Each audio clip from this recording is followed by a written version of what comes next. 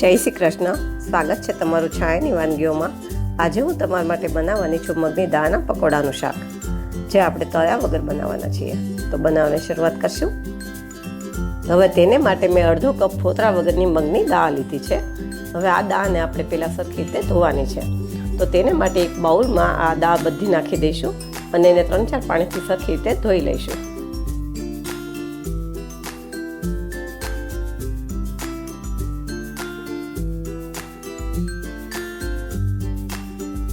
મેં આપણી દાળ સરસ ધોઈ લીધી છે. તો એમાં હવે પાણી નાખી અને એને 1 કલાક જેવું પલળવા દઈશું.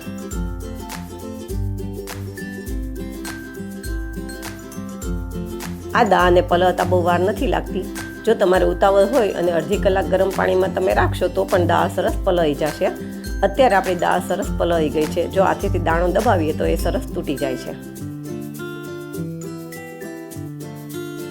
હવે આ બધી દાળને આપણે મિક્સર જારમાં લઈ લઈશું. પણ આ દાળને ક્રશ કરવામાં આપણે પાણી બિલકુલ નથી વાપરવાનું. પણ જો જરૂર લાગે તો 1-2 ચમચી જેટલું પાણી લેવાનું. પછી એમાં 1 ઇંચ જેટલો આદુનો કટકો અને 2 લીલા મરચાંના કટકા નાખી અને એને દરદરી પીસી લેવાની. આપણે આની ફાઇન પેસ્ટ નથી કરવાની.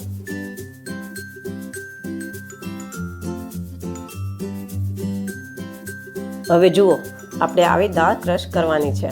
મારે મિક્સર જાર બરાબર ફરતું નહોતું એટલે મેં 2 ચમચી જેટલો પાણીનો ઉપયોગ કર્યો છે. હવે આપણે આ ક્રશ કરેલી દાળને એક બાઉલમાં લઈ લઈશું. અને હા, જો તમને મારી વાનગીઓ પસંદ આવે તો મારા વિડીયોને લાઈક કરજો, શેર કરજો અને મારી ચેનલને સબસ્ક્રાઈબ કરજો. અને મને કમેન્ટમાં કહેજો કે તમને મારી વાનગીઓ કેવી લાગે છે. હવે આપણે આ દાળને ઢાંકીને થોડી વાર સાઈડમાં રાખી દઈશું, ત્યાં સુધી વઘારની તૈયારી કરી લઈએ. તો વઘાર માટે મેં એક પેન લીધું છે અને પેનની અંદર 1.5 પાવડો તેલ લઈ અને તેલને થોડું ગરમ થવા દઈશું. પછી એમાં 1 ચમચી જીરું અને અડધી ચમચી અજમો નાખી અને એને થોડું ફૂટવા દઈશું.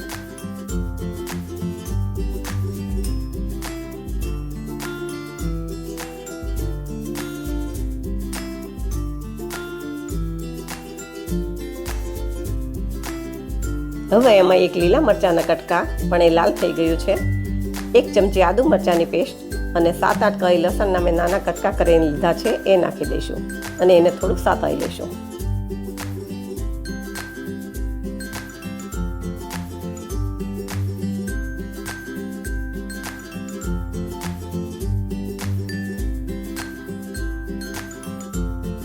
પછી મેં એમાં 1 મોટી ડુંગળીના નાના કટકા કરીને લીધા છે એ નાખી દઈશું અને એને પણ થોડા સાતળી લઈશું.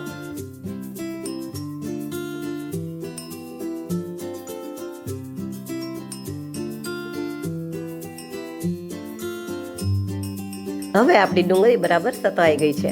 તો મેં એમાં 2 ટમેટાની પ્યુરી કરીને લીધી છે એ નાખી દઈશું.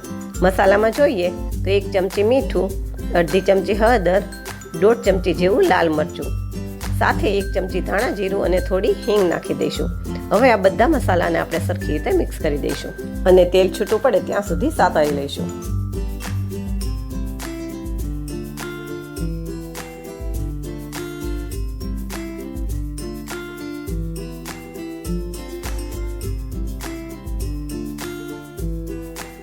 જુઓ, આપણા મસાલામાંથી તેલ છૂટું પડી ગયું છે.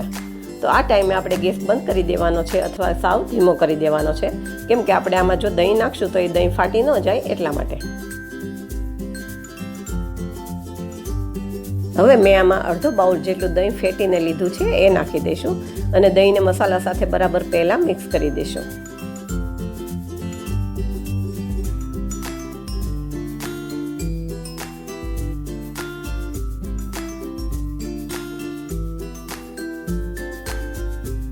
પછી આપણે ગેસ ચાલુ કરી દઈશું અને દહીંમાંથી પાણીનો ભાગ બળી જાય ત્યાં સુધી સતત હલાવતા રહેશું.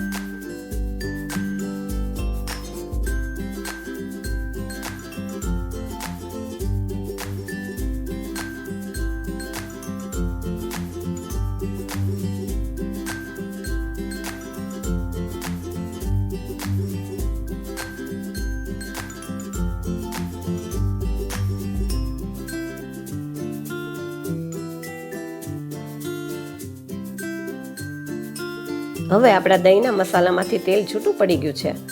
તો હવે આપણે એમાં 2 ગ્લાસ જેટલું પાણી નાખી દઈશું અને બધું બરાબર મિક્સ કરી દઈશું.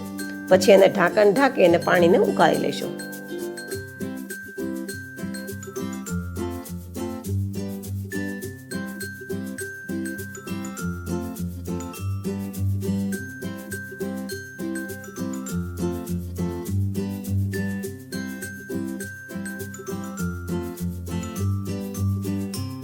હવે દાળના મિશ્રણમાં અડધી ચમચી જેવું મીઠું અને થોડી હિંગ નાખી દઈશું. હિંગથી આમાં સ્વાદ એકદમ સરસ આવે છે. પછી આપણે એને 4 થી 5 મિનિટ જેવું ફેટી લઈશું, જેથી કરીને એકદમ ફ્લફી થઈ જાય.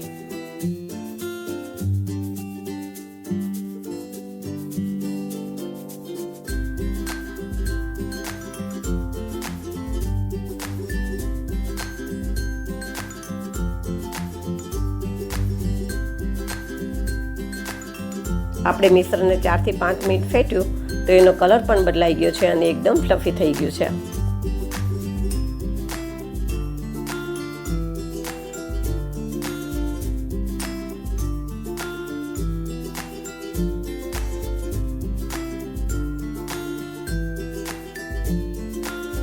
હવે આ બાજુ આપણું પાણી પણ સરસ ઉકળી ગયું છે. તો આપણે મિશ્રણમાંથી થોડું મિશ્રણ લઈ અને નાના નાના પકોડા મૂકી દઈશું.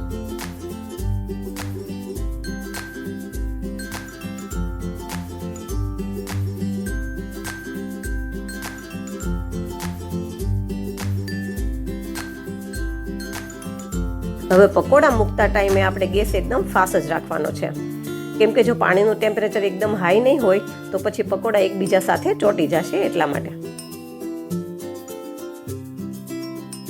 હવે આપણા બધા પકોડા મુકાઈ ગયા છે અને બાઉલમાં જે થોડું મિશ્રણ વધ્યું હોય એમાં થોડું પાણી નાખી અને એ પાણી બધું આપણે શાકમાં નાખી દઈશું, જેથી કરીને એનો રસો થોડો જાડો થઈ જાય. હવે આપણે શાકને બહુ નથી હલાવવાનું, ખાલી ચમચાથી થોડું ઉપર નીચે કરી ઢાંકી અને લગભગ એને 5-7 મિનિટ જેવું ચડવા દઈશું. હવે મેં શાકને 7 મિનિટ જેવું ચડવા દીધું છે. તો 7 મિનિટ પછી આપણે જોઈ લઈએ તો આપણું શાક બરાબર ચડી ગયું છે. રસો હમણાં આપણે પતલો જ રાખવાનો છે, કેમ કે હજી એ ઠંડો થશે એટલે વધારે જાડો થઈ જશે. હવે છેલ્લે થોડો ગરમ મસાલો, થોડી કોથમીર નાખી દઈશું અને બધું બરાબર મિક્સ કરી દઈશું. પછી ગેસ બંધ કરી દઈશું.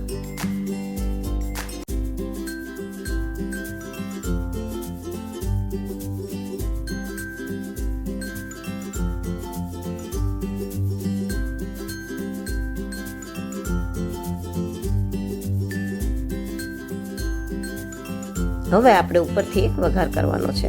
તો વઘારિયામાં 1 પાવડું તેલ લેશું. તેલને થોડું ગરમ થવા દેશું.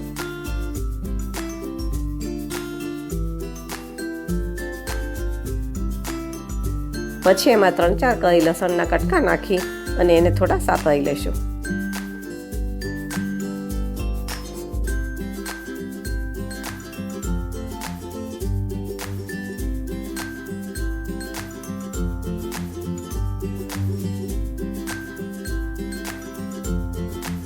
પછી ગેસ બંધ કરી અડધી ચમચી મરચું અને થોડી હિંગ નાખી અને આ વઘારને આપણે શાકમાં રેડી દઈશું. તો હવે શાક સર્વ કરી દઈએ. આ શાકને તમે રોટલી, પરાઠા કે ભાખરી સાથે ખાઈ શકો છો અને આમનું પણ આ શાક બહુ જ સરસ લાગે છે.